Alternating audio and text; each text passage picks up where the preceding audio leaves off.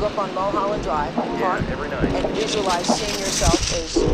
Yeah, I would visualize, This is when you were broke and poor. Right, having directors interested in me and people that I respected saying, I like your work or whatever that is, and I would visualize things coming to me that I wanted or whatever. Drive home and think, well, I do have these things. They're out there. I just don't have a hold of them yet, but they're out there. I wrote myself a check for $10 million for acting services rendered, and I gave myself 5 years, or 3 years maybe, and I dated it Thanksgiving 1995. Just before Thanksgiving 1995, I found out that I was going to make $10 million.